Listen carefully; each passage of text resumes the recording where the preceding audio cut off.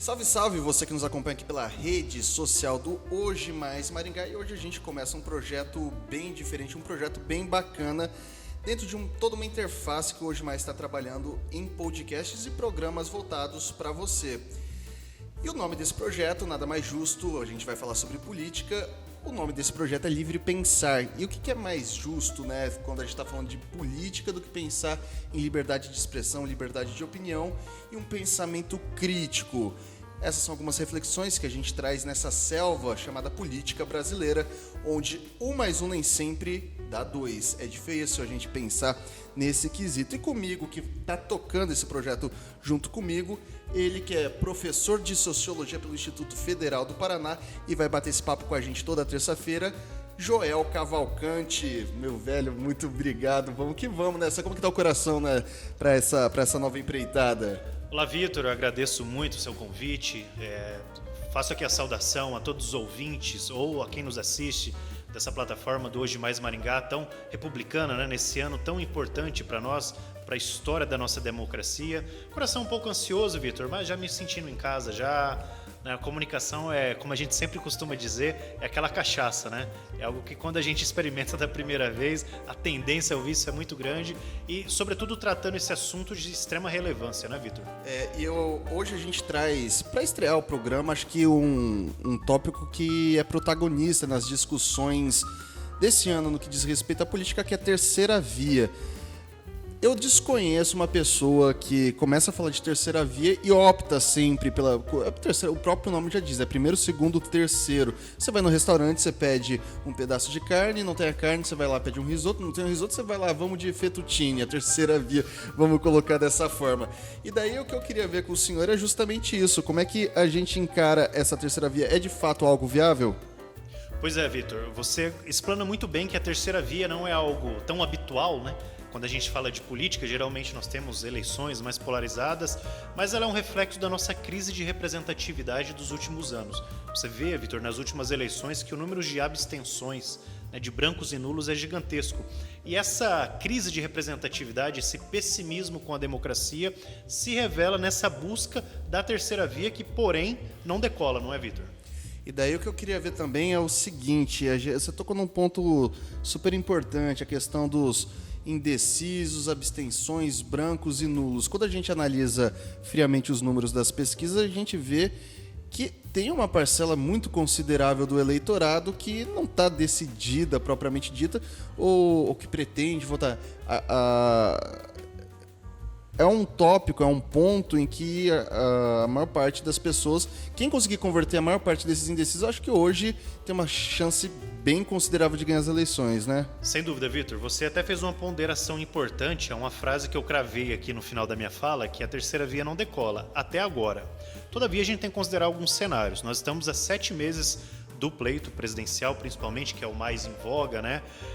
E o que nós temos aí? Os analistas dizem que essa terceira via não decolou até agora, e eu acho particularmente, Vitor, que existe uma perspectiva muito ruim para essa decolagem. Digamos que não existe um céu de brigadeiro para que esse voo seja tranquilo. E a gente pode traçar um seguinte cenário, Vitor. É claro que 28% do eleitorado ainda estar indeciso é robusto, né? E isso poderia capacitar e gabaritar alguém para o segundo turno ou não. Todavia, a gente tem que analisar cada um dos candidatos, Vitor. Primeiramente, aqui eu tracei algumas questões do senhor Sérgio Moro, o ex-juiz da Lava Jato, que veio tentando capitalizar todo esse voto, né, anticorrupção. Mas cada eleição, Vitor, tem um tema. A eleição de 18, ela foi esse tema de outsider, foi um eleitor que foi para a urna mais revoltado, né, com essa pauta anticorrupção, com essa pauta antissistema. Tanto é que candidatos chamados outsiders, ou que se colocaram como outsiders, tiveram um relativo sucesso nesse pleito. E dá para a gente traçar alguma relação dos outsiders com uma terceira via?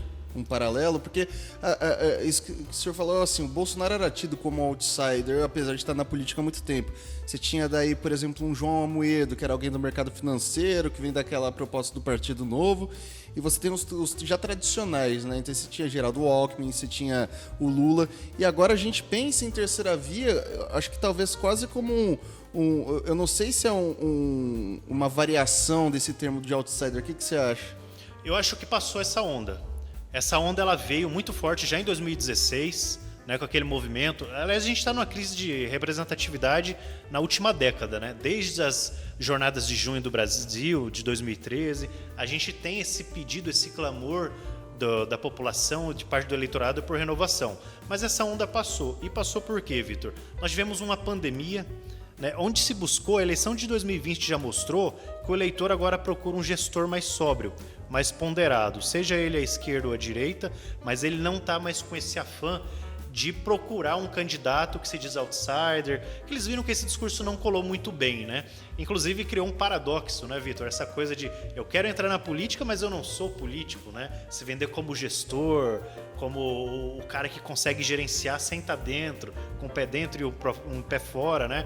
Então o eleitor, eu acho que não quer mais, a temática da eleição desse ano é um eleitor muito mais reflexivo do que um eleitor revoltado, né? O eleitor passou por uma pandemia, inclusive a temática da eleição desse ano, eu acho que está muito mais focada na questão social, o encarecimento do custo de vida. Então o eleitor está muito mais pensativo do que aquele eleitor de 2018, perdão. Aquela relação mais promíscua que a gente já encontra muitas vezes no Congresso Nacional, fechando alianças. Eu sempre falo, inclusive pode ser até tema de um outro programa nosso, falando das relações entre os poderes, o dito espírito das leis do Montesquieu, a composição da República. Me parece já na política como um todo aqui no Brasil, você tem uma relação muito íntima entre os poderes que não necessariamente são com foco na população brasileira. Pode ser uma adjacente, né? Mas a gente não tem esse foco. E agora me parece que a terceira via me vem em algo parecido. Então muito se discute uma aliança do Dória com o MDB, por exemplo, uma Simone Tebet, para ver se alavanca alguma coisa. Você tem o Ciro Gomes buscando alguma outra composição, o Sérgio Moro também. Você tem alguns candidatos que estão figurando ali e não necessariamente estão com uma votação expressiva, mas que do ponto de vista político, uma união ele pode trazer algum tipo de alavancagem, né? Alguma decolagem mais precisa.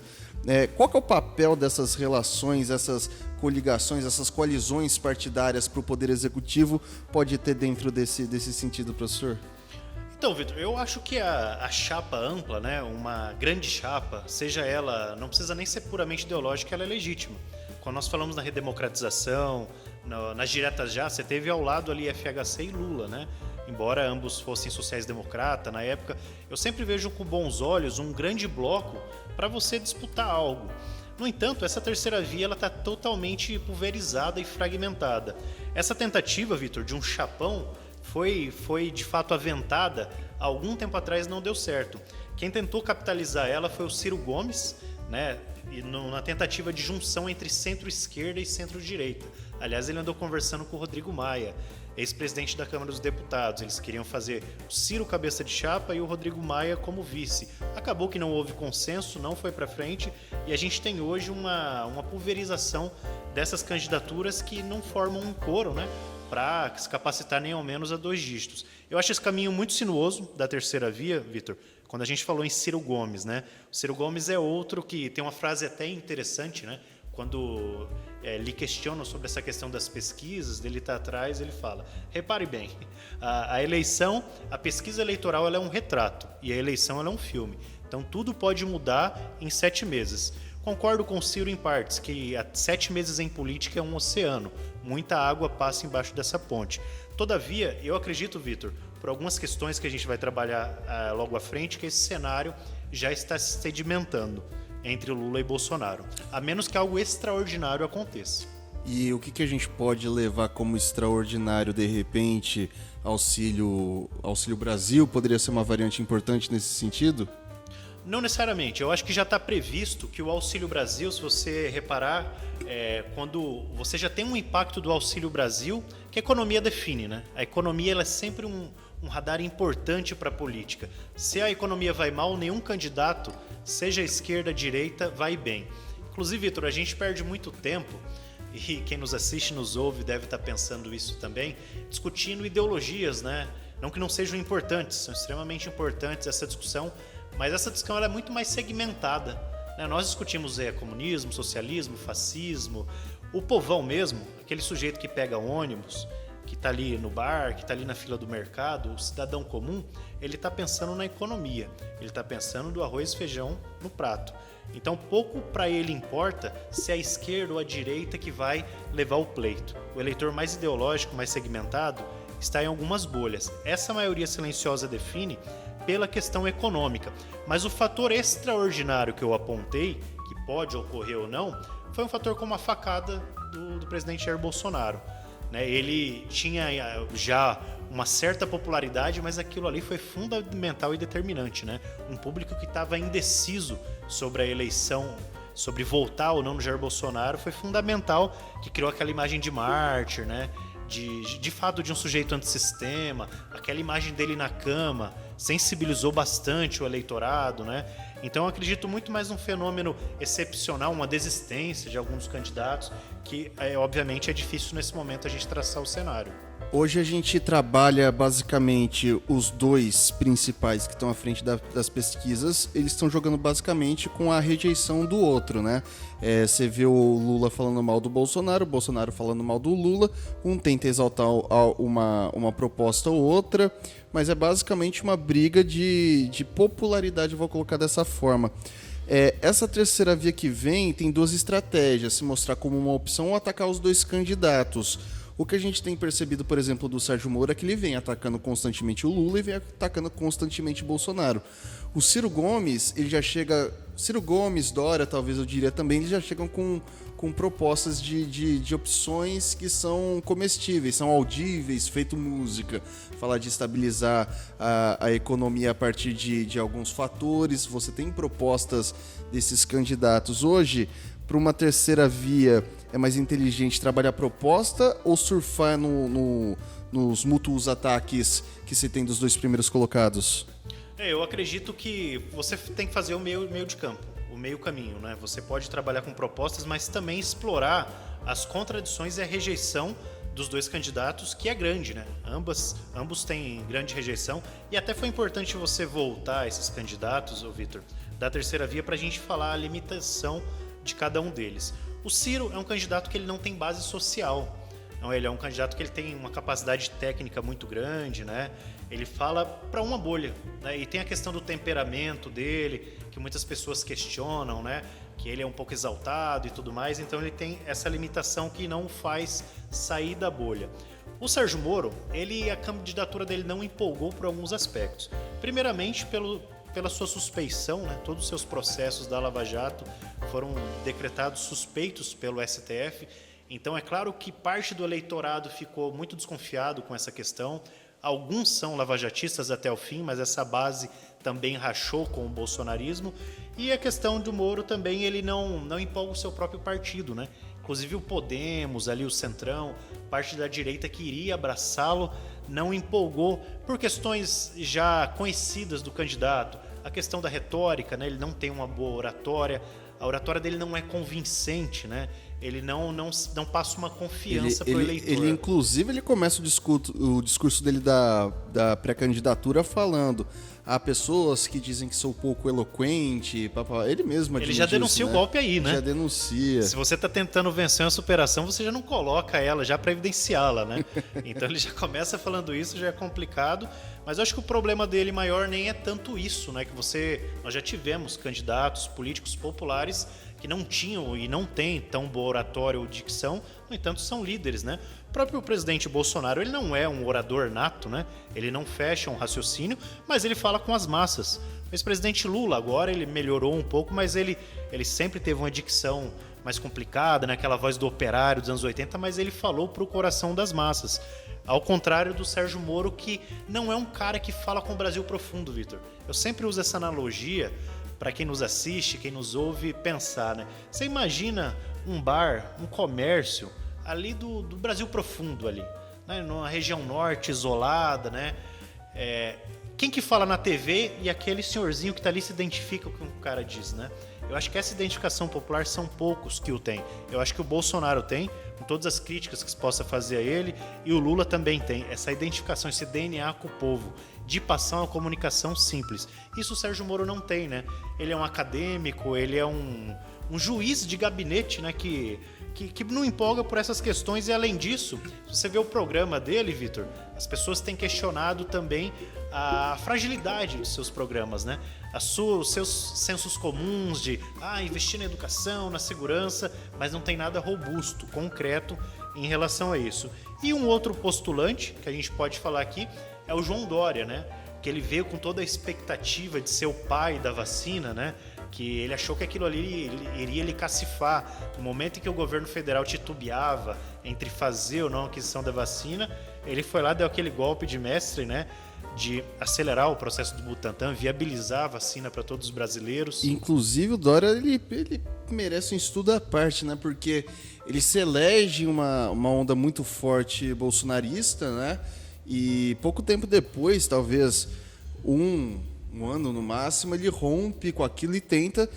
O que ele se esforçou para associar sua imagem não com o Alckmin na eleição de 2018, mas com a do Bolsonaro, Bolsodória, e faz toda uma movimentação para trazer aquele eleitorado dito conservador, de direita, liberal, e daí depois rompe e tenta surfar nessa onda, talvez agora de uma direita mais consciente, será que eu posso dizer assim? Eu acredito plenamente que o Dória é um surfista mesmo, de ondas, né?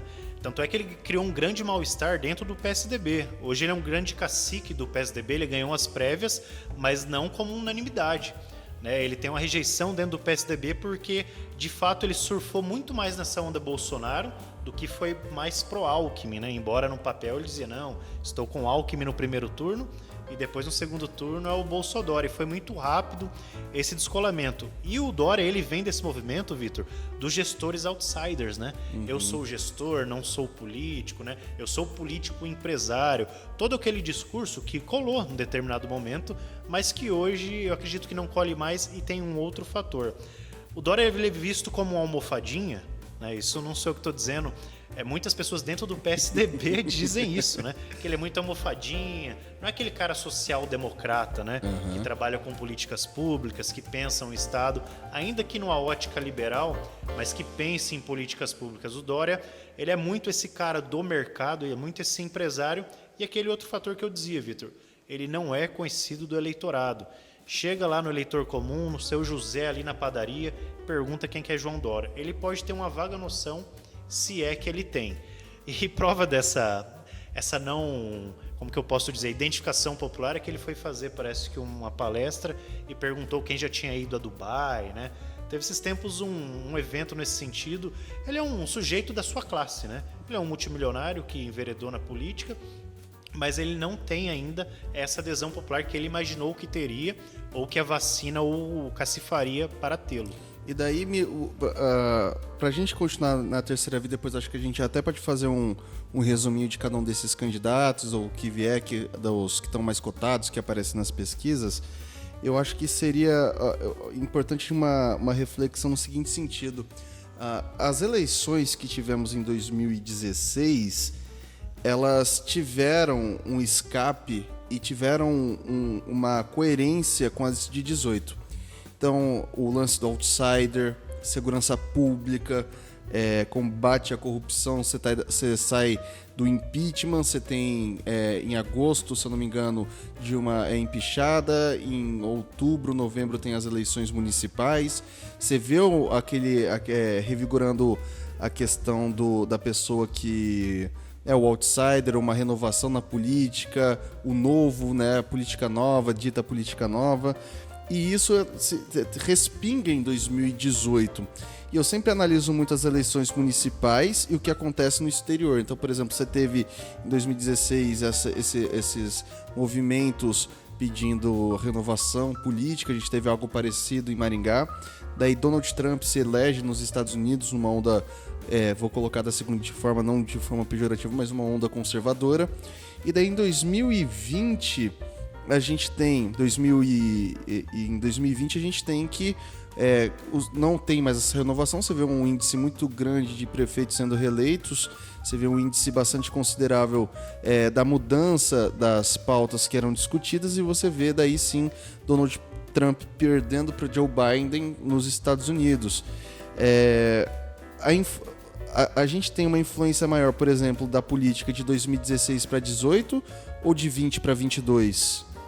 Vitor, muito boa a sua análise da gente sempre se pensar dentro de uma macroestrutura. Nós não estamos ilhados, né? Nós estamos num estado, num país, num continente e dentro de um globo que está experienciando coisas novas. E você pega uma coisa muito importante que o século 20, 21, Vitor, e as primeiras décadas, especialmente a partir de 2010, nós temos um grande colapso das democracias liberais no mundo.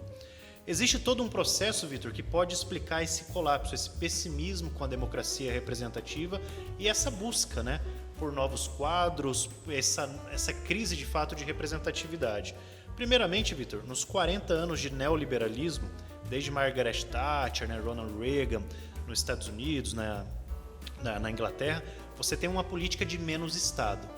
O que seria o reino da salvação da economia e da sociedade seria o mercado, né? O livre mercado. Isso faria gerir uma competição e todos que entrassem nessa conseguiriam ter uma sociedade autossustentável. Até a Dama de Ferro, né, Margaret Thatcher, tinha uma frase que dizia que a melhor política social é o emprego. Por que eu estou querendo dizer tudo isso? Nessas últimas 4 décadas, nós tivemos um empobrecimento maior da população. Nós tivemos uma distribuição de renda cada vez mais achatada. Então nós temos um eleitor extremamente descontente. Você tem uma massa empobrecida em todo o globo. Muitos autores chamam dos excluídos da globalização. Aquelas pessoas que esperaram muito do processo da globalização, das tecnologias, e esse processo não veio para todos. Aliado a isso, Vitor, você tem um grande avanço das pautas identitárias. A pauta dos LGBTs, a pauta do feminismo, a pauta racial, do movimento negro. Esse avanço, você trouxe toda uma reação conservadora em um determinado público. Então você entra em 2010 com uma era de rebeliões. Você tem a Primavera Árabe, você tem as revoltas de junho de 2013 aqui. Então você tem, de fato, esse eleitor mais pessimista, que votou em determinado momento na direita e votou na esquerda também. E ele não quer nenhum nem outro, né? Ele não quer mais a política tradicional. Daí é o palco perfeito, né, para essas aventuras muitas vezes autoritárias. Quando você pega, por exemplo, sociedades que viveram autoritarismo, Vitor, fascismo, nazismo, foram todas sociedades doloridas, né? Em que você tinha ali uma autoestima muito baixa das pessoas, que você tinha também elementos muito prejudiciais para aquela população, economia em baixa, né?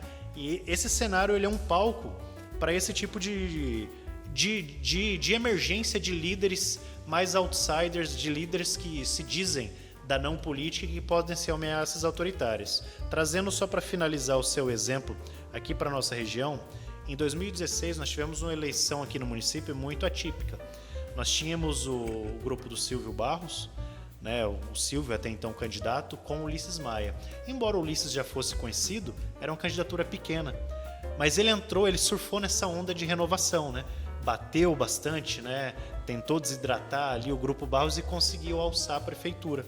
Então ele é parte desse movimento também, que perpassou 2018. Só que eu acho que o que foi determinante, Vitor, para que esse movimento arrefecesse, primeiramente a conjuntura internacional. Quando o Trump perde ali nos Estados Unidos, e a maior democracia do mundo é americana, não temos dúvida disso, e todos os países orbitam de alguma forma nessa democracia, e também a pandemia.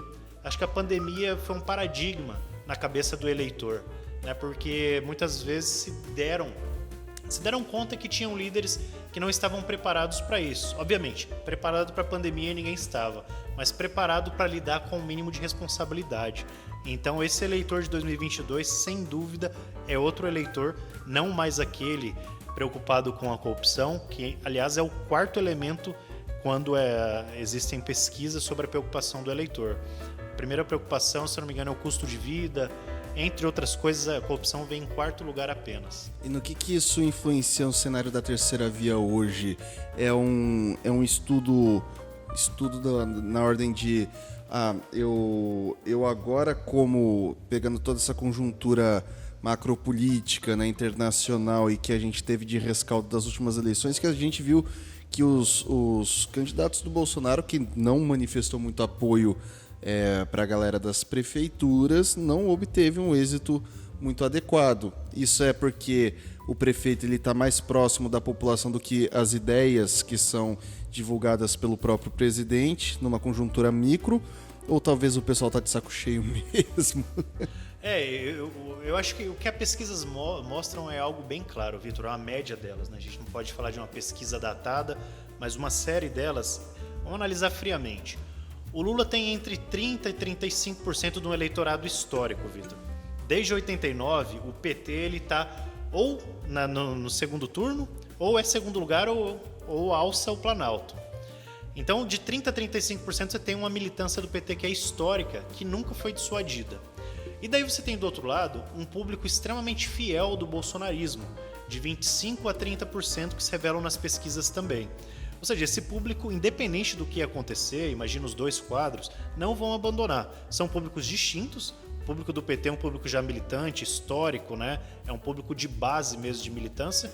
E do bolsonarismo é um público mais fisiológico, um eleitorado.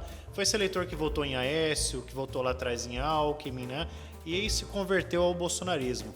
Mas esses dois blocos, no meu entendimento e de muitos analistas, não serão dissolvidos, né? E isso reflete uma tendência de cristalização dessa segunda via e de fato, o eleitor, nesse sentido, respondendo a sua pergunta, Vitor, ele quer uma segurança maior. Eu acho que ele não quer mais um rosto desconhecido. Ele quer remeter talvez a um Lula que ele já conhece pela questão da economia, ou ele quer mesmo, outra parte, um Bolsonaro que já é um político conhecido com as suas contradições, né? Eu acho que não há espaço nessa eleição para novas figuras, para novos atores. Em resumo, a terceira via, então, seria um espaço de aventureiros. Seria um espaço de aventureiros, ela seria viável em outra conjuntura. Mas quando você tem dois caciques ali, né, de ideologias específicas, como Lula e Bolsonaro, ela fica muito difícil e ela também não tem convergência.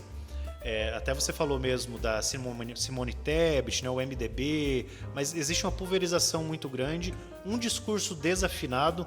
Falava-se no Pacheco também, presidente do Senado, agora parece que já querem substituí-lo pelo Eduardo Leite, que é o governador que perdeu as prévias do PSDB. Então, seria para aventureiros nessa conjuntura. Ela é legítima, mas eu vejo um caminho muito árduo para ela, embora, Vitor, registrar aquilo que você falou, 28% de indecisos é uma fatia expressiva do eleitorado. Não existe bola de cristal na política, exercício de futurologia, existem tendências, né? A ciência política não é uma ciência exata, pode ser sim que reverta-se um quadro, mas em termos de tendências, né, é muito difícil que Bolsonaro e Lula não vão para o segundo turno, a menos que você tenha algo extraordinário que aconteça, do meu ponto de vista. Acho que a terceira via aí hoje do Moro, ele tava, o cenário político estava muito mais para ele em 2016, 2018, né? 2018 tava eu acho que o mar tava para peixe pro Sérgio Moro. Ali, se ele saísse, eu não teria dúvida que ele seria eleito presidente, talvez em primeiro turno. Porque você tinha uma base coesa do lavajatismo. Essa base se fragmentou entre Bolsonaro e o Moro, né? O Moro conseguiu capitalizar pouco desse movimento Lava Jato. O Bolsonaro conseguiu abarcar toda essa base aí lavajatista. Até mesmo quando o Moro saiu do poder, né, quando ele renuncia e fala que supostamente o governo Bolsonaro estaria interferindo na Polícia Federal no Rio de Janeiro, que foi o que teve a cisão entre ele ali, muita gente falou, agora foi o fim do governo Bolsonaro. Pelo contrário, foi o fim mais do Moro, né, que tenta se reinventar hoje, né, de alguma forma, mas tem um caminho muito árido pela frente. Eu, se fosse Sérgio Moro, eu saía Senado para me manter com alguma sobrevida na vida pública, Vitor, porque a sua candidatura à presidência era um caminho extremamente complicado. Mas me parece difícil isso porque ele se filiou pelo Podemos do Paraná, então ele teria que tirar a vaga do Álvaro, né? Você tem caciques ali, né? Você tem o Álvaro, você tem o professor Uriel Visto e o Flávio Arnes. Você tem 3 senadores ali com o Podemos, então essa é uma boa observação, né? Ele já foi para um partido que já tem alguns quadros importantes e esses quadros se ventilam, não se empolgaram com as primeiras entrevistas, né, e não se empolgaram com a candidatura em geral do Moro. Inclusive o Podemos não teve filiação de novos deputados, né? Agora a gente vai ter a janela partidária.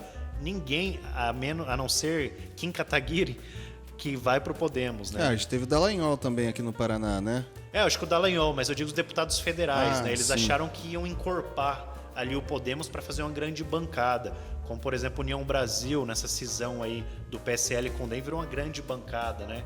Que agora vai ser um pouco dividida, porque muitos vão pro PL, né? Acompanhar então o presidente Jair Bolsonaro. Então, até então, a candidatura do Moro até que deu uma certa repercussão, mas nasceu natimorta, digamos assim. Professor, eu vi que você fez bastante anotação. Tem mais alguma coisa que você quer trazer a respeito da terceira via que você acha que é importante? Vamos, só para finalizar, vamos fazer um resumo para o nosso ouvinte, para o nosso espectador. Terceira via, aquelas perguntinhas básicas que a gente aprendeu com o Globo Repórter, o que é, onde vive, o que come, como sobrevive a terceira via no Brasil? Pois é, como eu te disse, sobre a terceira via nessa conjuntura, ela tem um caminho extremamente difícil, né? Um caminho sinuoso, porque ela não fala a mesma língua e mesmo se ela tivesse coesa com uma grande chapa, ela teria dois grandes, como que eu posso dizer, dois grandes players da política. Gostando-se ou não de Lula e Bolsonaro, você tem dois candidatos com identificação popular e que carregam parte do eleitorado. Sobra, claro, como nós falamos aqui, 28%, que é uma terceira lacuna aí do eleitorado muito expressiva, que até então não demonstrou simpatia por nenhum desses outros candidatos que pleiteiam a terceira via. Eu acredito que esses 28% irão, ao fim e ao cabo, ir mais para Lula ou Bolsonaro do que a terceira via, embora, claro, nós estamos a 7 meses da eleição, eventos extraordinários podem ocorrer, mas particularmente eu acho que essa tendência já está mais ou menos cristalizada, Vitor. Inclusive, só para finalizar, já se fala no outsider para salvar a terceira via. Então estava se questionando a possibilidade do Joaquim Barbosa, né? Que foi o relator do Mensalão, um jurista que à época, o ministro do STF, que à época se destacou bastante, e ele declarou que saiu do PSB, o seu partido, e falou, estou à disposição, né? Ele sinalizou que ele pode ali ser de repente um candidato à presidência, ele quer conversar com as pessoas. Conversou com o Luciano Huck esses dias. Então existe uma terceira via dentro da terceira via também, que quer ser gestada, mas como eu disse, né, posso depois vir aqui dar uma palmatória, eu acho esse caminho extremamente sinuoso. Ok, vamos que vamos. E é o seguinte, pessoal, aqui o nosso espaço, ele é basicamente para a gente tentar te explicar o que está acontecendo nesse cenário como um todo. Tá complicado? Vem para cá que a gente tenta descomplicar. Às vezes tentando descomplicar, complicamos um pouco mais, jogando à mesa cartas que não eram tão pautas de reflexão, mas essa é a nossa ideia, porque aqui o nosso espaço é de livre pensar, e é isso aí, professor, até o nosso próximo episódio. Muitíssimo obrigado.